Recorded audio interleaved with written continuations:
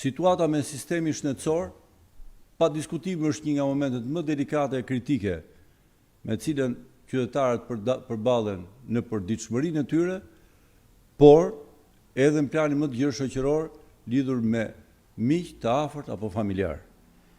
Sot ne përballemi një situatë të pabesueshme që mjekët detyrohen të jenë në grevë për kërkesa që janë pak të thuash bazike, minimale.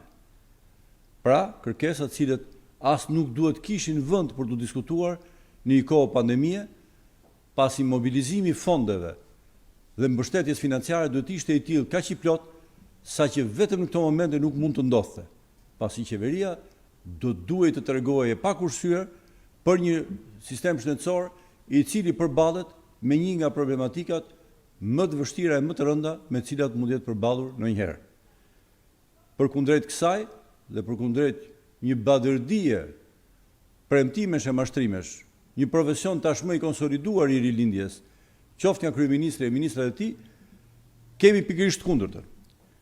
Ne kemi dëgjuar edhe ngritjet e zërit anormale, alogjike, të trasha e vulgare të qeveritarëve, duke filluar nga ata që drejtojnë Ministrinë e Shëndetësisë, lidhur me pandeminë, e të guxojnë të drejtojnë gishtin shqiptarëve, teknicienëve, politikës e gjithkujt, a thua se menaxhuan pandeminë siç duhet, apo a thua se dëgjuan mendimin më të mirë profesional dhe shkencor. Këta sharlatan meritojnë vetëm përshpim. E me që meritojnë përshpim është vendi për të kujtuar çka kanë bërë me pandeminë, çfarë kanë përbuzur, çfarë kanë përshtyr e kanë lëpirë në rrugë sipër, duke treguar mediokritetin e tyre të jashtëzakonshëm. E ti marrin me radhë këto fenomene njëri pas tjetrit. Asnjë nuk mund të harrojë që megjithëse sot përdorin mediat gjërësisht, e lëshojnë mesazhet e tyre edhe të çmendura në ato media, thirrja vetme e kryeministrit tyre, jo tonit, ishte në mbyllni, ju sugjeroj të mbyllni televizorët e të fikni telefonat. Po ky kryeministër në telefon lëshonte mesazhe. E në rast se shqiptarët do të kishin dëgjuar atë, nuk do ta dëgjonin as mesazhin idiot të tij. Së dyti, kanë dëgjuar po nga qeveria, jo nga opozita. Kanë dëgjuar të kundërtën nga opozita, nga ekspertë e saj. Ekspertë e opozitës kanë kërkuar përdorimin e maskave. Po ishte kryeministri i vendit, i mbështetur nga ministra, që sot vërtet me tone të larta, se si vërtet do të kryeministrit, kuptohet. Si të gjithë frikacakët që kanë hyrë kanë dalë në dyert e rilindjes, i cili thoshte maskat janë krejtësisht pa nevojshme edhe absurde bile. Nuk bën sens përdorimi i tyre. Është kaq e vërtet, sa që absurditeti ka përvijuar edhe me sugjerimin e kryeministrit për të përdorur maskat skaduara prej 10 vitesh. Këta bëjnë sikur harrojnë, po ne nuk kemi harruar.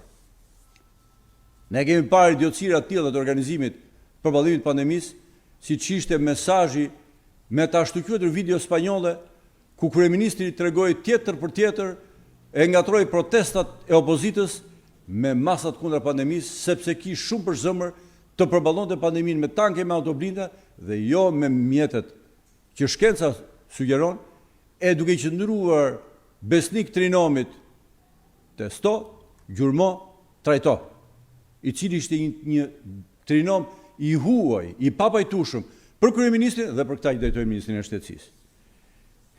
Eci më tutje, në vend të mesazheve shkencore të qartë drejt për drejt, ne kemi parë se si një cup i dal nga mend si kryeministri me një 12 bodyguard për leshej me të moshuar të varfër e pambrojtje për të dhënë shohun e tij të radhës se si përballoi pandemia me sukses të paparë.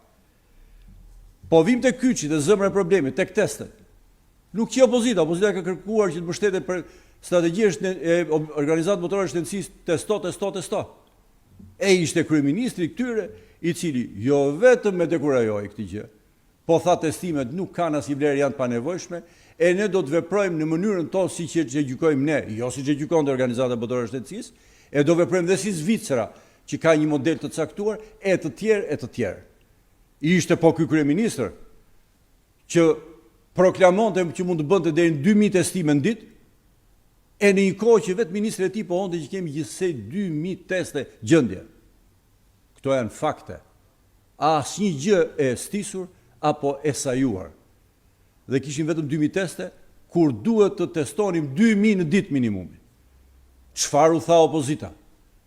Pa filluar ende pandemia, mobilizoni fondin e plot, blini teste, blini maska, blini respirator dhe aktivizoni shëndetin parsor, shërbimin ambulator dhe jo vetëm 127-ën, vërimën ku me cilën donin të fusin pandemin apo lumin e dal nga shtrati në një hing të vetme. Eci më tej, nuk qem ne, po që kryeministri i Shqipërisë, që mori përsipër të fliste ditë për ditë në Facebook, kur kishte vetëm 27 raste, e ku u paralajmërua që pandemia po dilte jashtë kontrollit, e deri kemi arritur në 6 fishimin e rasteve. Ndërkohë që kishte një situatë të tillë, po ky sharlatan çirri në Parlamentin e Shqipërisë e thoshte ne kemi bërë menaxhimin nga më të mirët në botë, ku të gjithë organizmat ndërkombëtare që vlerësojnë vendet e nxorën Shqipërinë të parafundit në glob për sa i takon menaxhimit të pandemisë. Edhe këto janë fakte dhe nuk janë shpike të kërkuit.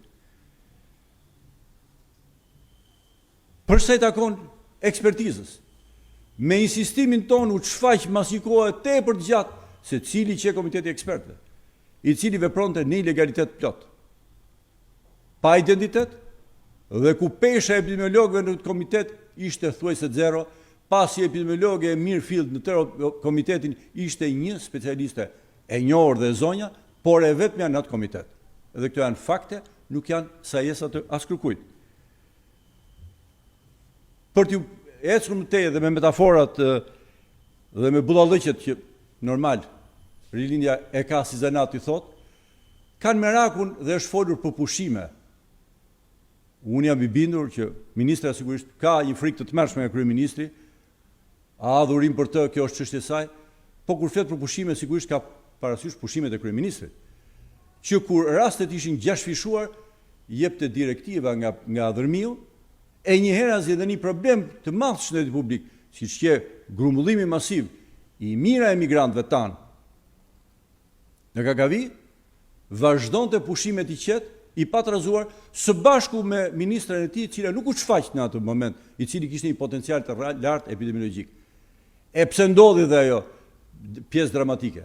Se në vend që certifikoheshin me kohë laboratorët privat, për të rritur kapacitetet e testimit, u izoluan, u bllokuan dhe u quajtën të paligjshëm, ndërkohë që ligji i smundjeve ngjitse shpreh qartë për mundësinë e certifikimin dhe punën e tyre.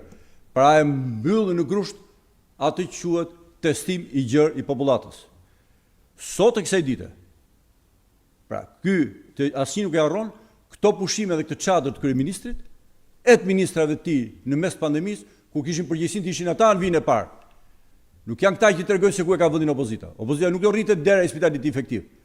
Po ashtu që të komunikojë me gjithë publikun, të tregojë të vërtetat e mëdha, e nëse u pëlqefshin këtyre sharlatanëve, le të mos u pëlqejnë. Ne kemi hall në shëndetin e popullit. Dhe kur të gjithë ato që tham, një për një, nga e para deri tek e fundit, u verifikuan deri më një, gjë e parë është mirë të mbyllin gojën.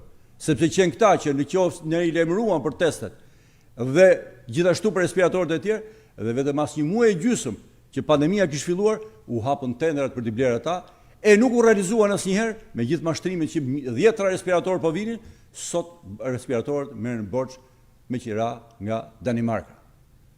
Këto janë fakte të cilat nuk i lëviz topi dhe nuk janë sajuar nga ne. Nuk po shkojmë më tej te spitali që do të hapeshin. Covid-3, Covid-4, me mira reportazhe online, live, ku kryeministri e ministrat shfaqeshin dhe demonstronin muret, lyre e tjera, ndërkohë që spitalet nuk ekzistojnë. Dhe mbi ngarkesa që përballojnë kolegët tanë në Covid-1 e Covid-2 është një anormalitet që ult nivelin e shërbimit, i mundon i stërmundon mjekët, i ezauron i dekorajon ata, në vend që të hapeshin infrastruktura tjera, e mbi të gjitha të decentralizohej tërë shërbimi shëndetësor për rajonet të ishin pikat të cilat trajtonin pacientët me Covid, e jo ata të përqendroheshin të gjithë në Tiranë. Këto situata, të cilat janë shumë të vërteta, nuk mund mbulohen nga asgjë dhe fakti që sot e kësaj dite, mesatarja e testimeve shtetërore Mesatarjet e testimeve që shteti bën vetë, nuk lëviz nga 500-600, nuk do të thot as intensifikim dhe as lexim i rezultateve.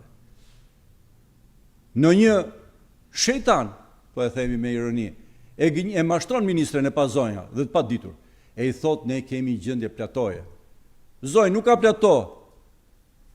Bindu një herë me mirë nga ana profesionale, kur bën të njëjtin numër testesh për ditë. Do të testoje minimumi 4 fishin, që të kish mundësi të ndërtoje një kurbë.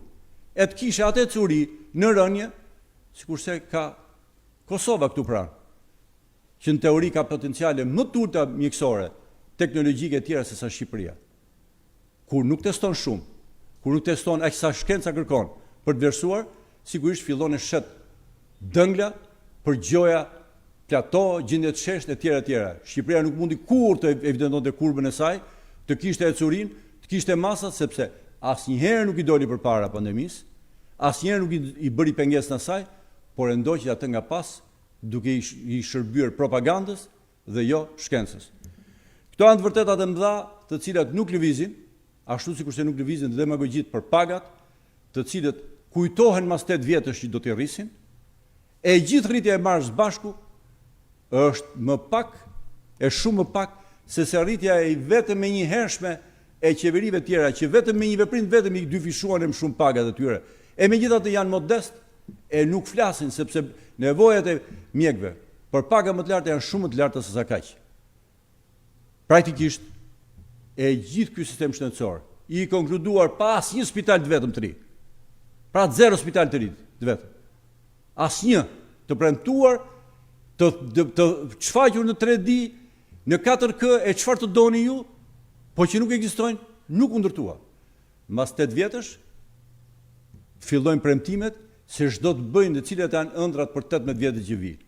To ëndra kanë vdekur, shëndetësia bashkë me shëndetësinë falas, gratis, që do të realizohej brenda 4 viteve të para, që në brenda 2017 janë të gjitha vetëm mashtrime të rënuara, të cilët vetëm në një marrë, si kur e kryeministri, e në një ministri klientelist, mund t'i besoj. Përfundimisht, të gjitha këto janë të vërtetat mëdha, të thënë nga foltorët tona, jo nga divanët. Pra jo nga divanët. Divanët shumë përdorimshe, ta zotëri leti kërkojnë në zyrat e tyre luksoze, për të cilat nuk janë kursyer të vazhdojnë të bëjnë shpenzime edhe në kohë pandemie. U falenderit gjithëve.